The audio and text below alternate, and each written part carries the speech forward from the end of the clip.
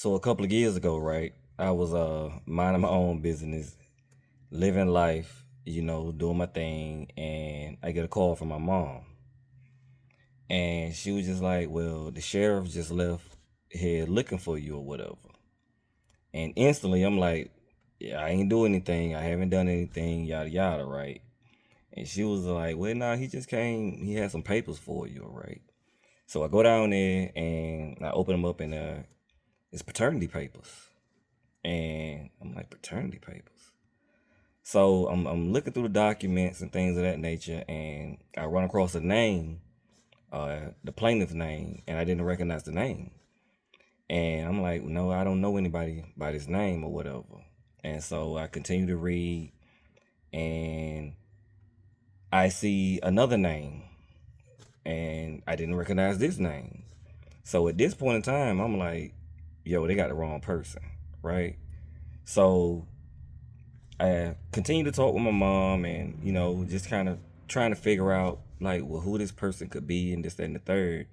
And then I saw the city and the date. And so, long story short, um, this female was alleging that her 14-year-old daughter was mine out of the blue. And she currently resided in Florida and things of that nature. And so now here I am trying to soul search, trying to backlog the memory or whatever, trying to figure out like, who is this person. So coming to find out, once I saw the city and the date, I kind of narrowed it down a bit, and I'm like, this who this person must be or whatever. And the reason for the confusion was that I never actually knew the female's real name. I only knew her nickname, and her nickname was Cookie, right? Cookie. And her last name on the documents was Cook. So that's how I kind of put it together. And I'm like, hey, yo, I know who this is. And so now it's just, I'm going through the thing. And like, it was a brief thing. Obviously, by me not knowing her real name or whatever, it was a brief thing. We spent a couple of days together or whatever. And the funny thing about it is, by the time that I heard she was pregnant, I used to see her walking around the block. She was exercising, walking around the block, and this, that, and the third. And it was just really never anything said about it. The one time she reached out to me when she was about around maybe 6, 7 months. And the conversation had nothing to do with her pregnancy. She was asking me about some female or whatever that I met at homecoming, and it was just so off-putting because I'm sitting here like, yo, why are you even asking about anything to do with me and my personal life, especially at this point in time. And I mean, it was a short conversation, and then that was it. Because the thing, mind you, what you have to be aware of is when I found out she was pregnant, it wasn't as if my life changed. I still had the same apartment. I worked at the same job. I had the same phone. Like, nothing about my life changed once I found out she was pregnant. And so I'm like, at any point in time, if she, wanted to have a conversation, or she felt like the child was mine, this and third, she could have just called me. She could have just pulled up, But the last information that I had received from her was that her and the child's father had moved back to Florida. And I got that information from a coworker, because I had a coworker that was really trying to get at her and this, that, and the third. And so when he found out that I had been there, he would relay information to me for whatever reason. And so again, and that was it. And so lo and behold, 15 years later, I get some papers in the mail, saying that I'm the child's father. And she wanted the whole gusto. She wanted child support. She wanted back child support, insurance. If the child wanted to attend college, like the whole nine. She wanted the whole bag. And luckily, in the state that I'm in, they can't seek back child support, because like what a 14-year-old child support check. Yeah, you can go ahead and get my license now, because I don't have that. And so I'm sitting here and I'm going through the whole process, and the first court date come up. I go to court, and that's when we did the whole paternity test and things of that nature. And of course, she didn't show up because at this point in time, I just want to I would rather have a conversation with her than to go through the court systems. I was willing to drive to Florida, like whatever I needed to do, like let's sit down and just talk like two adults or whatever. But I couldn't find her on any social media. I couldn't find her on the internet and things of that nature. She was just a ghost.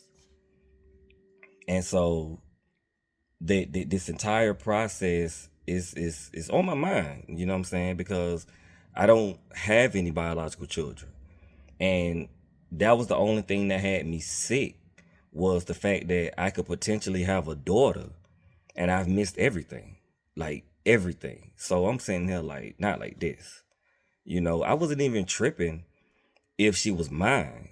I was more upset with the fact that if she is mine, this is my only child and I've missed everything, you know. And so I'm going through the thing, and I'm trying to do my little research here and there, and I'm trying to figure out what this child support might look like, because people were asking me, well, like, well, do you think she's yours?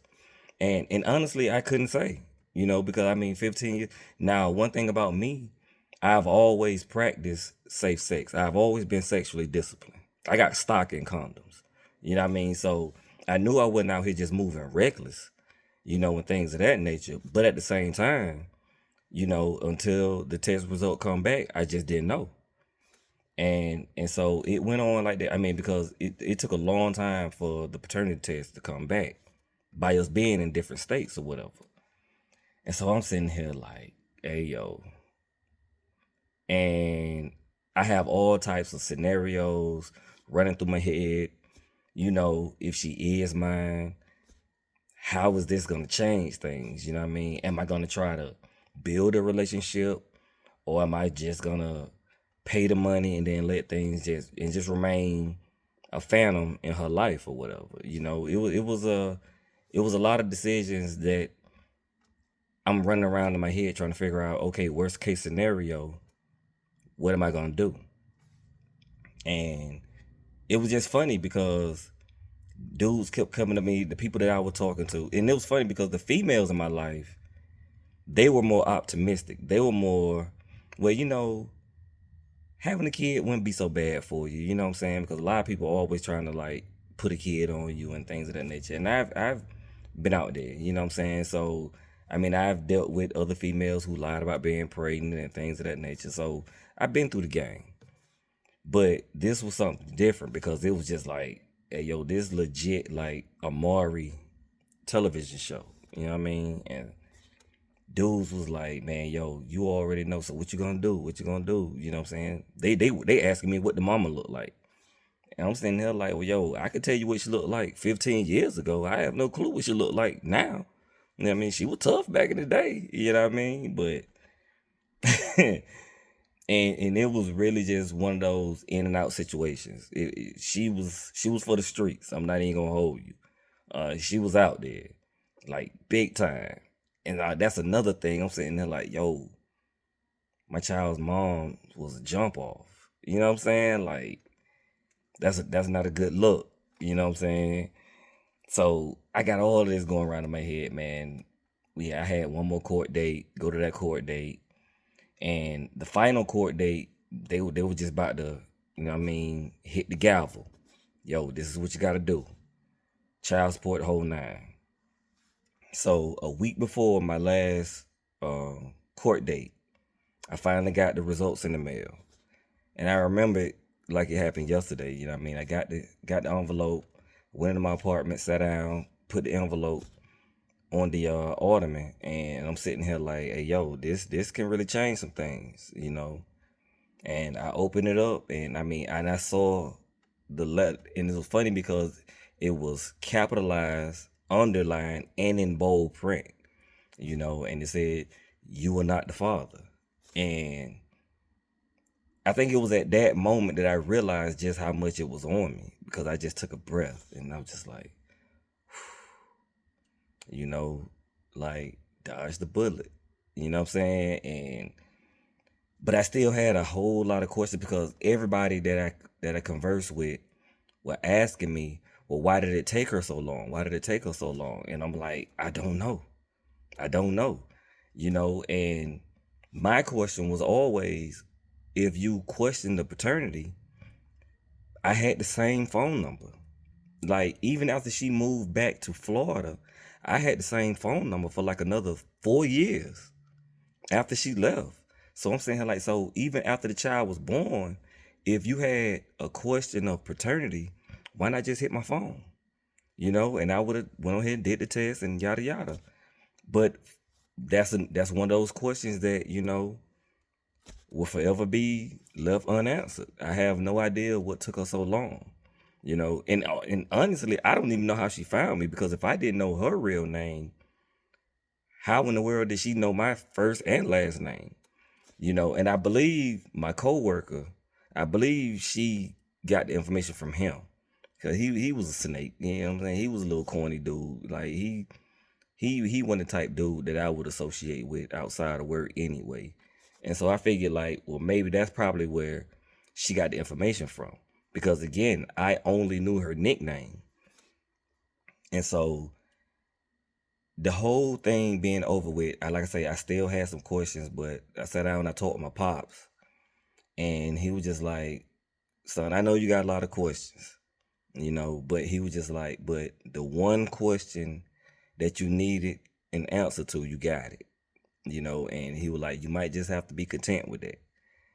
Because I wanted to write her a letter, because now once I got the information back, I had her address. And so I wanted to send her a letter, but my pops, he was just like, I know you, but I wouldn't do it. You know what I'm saying? But what I mean, you do what you feel you need to do. And so, but I never did, and I never reached out to her or anything of that nature. But it was just the process, and it was just so shocking. You know what I'm saying? Because again, I never moved reckless out here in these streets. I was never reckless. That's the main reason why I don't have any children today. It's just like, yo, not having a kid is not that difficult. You know what I'm saying? It's really not.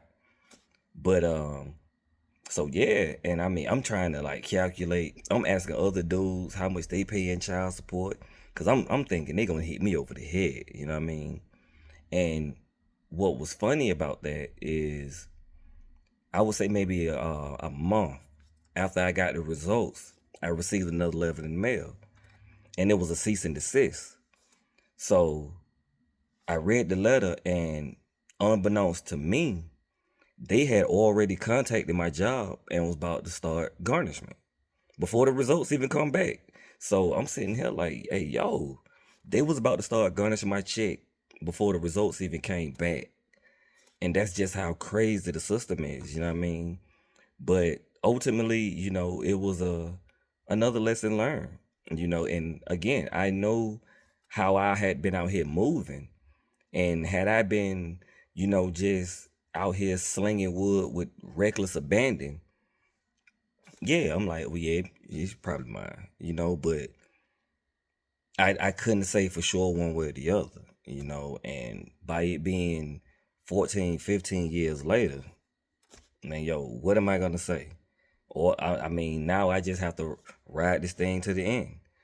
And it was just, but that was the one thing that had me sick, because if I ever had a kid, yo, I want to raise my child. I want to raise mine. I want to be the one to influence my child and things of that nature. And it's no telling what they had told her about me. I was probably all kinds of deadbeats and no good this and that. Like, who knows what type of nonsense they was putting in that child's ear, you know, that I had no control over. So now I'm being called a deadbeat to a child that I didn't even know existed. You know what I'm saying? So it was a crazy situation, and I know it's a lot of guys that's going through similar situations. When you get paternity paperwork in the mail, you know what I mean, it kind of stopped things. Be like, hey, yo, hold on. So again, when I see guys out here just being so reckless out here and so sexually undisciplined. I'm like, I don't really think they understand or can grasp in that moment the long term effects. And I was never trying to be that dude in child support court. I never wanted a baby mother, anything like that. You know what I'm saying? And I was mindful and conscious of that, even at a young age. Even when I first started, you know what I'm saying? I was always disciplined because I still had an eye for the future and what could potentially happen and change as a result of me having a kid. Having a child is no small thing. It's one of the biggest things, in fact, but it's one of the simplest things to create. And so, but it's just like, it was a lesson learned. And, and I always talk to like younger cats and things of that nature. I'm saying like, hey, yo, protect yourself, not just from diseases, but from potentially having a child with somebody who you don't see a long-term future with. And so at the end of the day, man, that's just what it boiled down to, is just being disciplined and educating yourself and understanding that it's not a game. You know what I mean? It is not a game. And I dodged a bullet. You know what I'm saying? Like I said, I had other females. I had a female one time that I bet. I think she was like maybe 3-4 weeks pregnant when she met me. And she was trying her hardest to get me to go raw and things of that nature. But I'm like, hey, yo, nah, I don't live like that. You know what I'm saying? Like, you can either get it with this condom or not at all. You know what I'm saying? It's not debatable. I had females who would get mad when I pulled out a condom. And I'm sitting here, well, I told you I was on something. I'm just sitting here like, if I thought you had something, I wouldn't be laying down with you. I'm not trying to give you something, but these are the waters that you got to move through out here, and that's just it. That's the game. So you have to be mindful. As a man, you have to be mindful. You can't take her word that she's on birth control. You know what I mean? And even if she is, it's not 100% guaranteed. You at least up your chances if she's protected and you're protected. And pull out. All of that. You know what I'm saying? Because again, it's no game. And I knew that I really didn't want a child like that. You know what I'm saying? So I'm sitting here like, and then I'm looking at the females I'm dealing with, they real hit and miss. You know what I mean? So it was just like, hey, yo. And that's how I ultimately started moving once I became older. I started dealing with females and sleeping with females, and I would look at them and I would always ask, if she was my child's mother, would I be okay with that? And if the answer was no, then I had to go. It's just about what you want for yourself at the end of the day. You know what I mean? So to order the young cats out here, protect yourself. Protect yourself, because I'm telling you, it's no joke. And you never know when it may come back to bite you. You know what I mean? You could be on the uptick. And you could be moving forward in life, and then boom, you get hit with an atom bomb. You know what I mean? And now all of a sudden, your priorities got to shift a bit.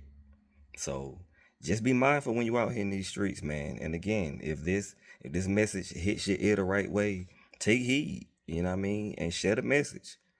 Be careful out here, because it's no joke. I mean, every day I'm still seeing people acting like there aren't diseases out here that can't kill you, and diseases that you can't get rid of. And it's just like no one cares.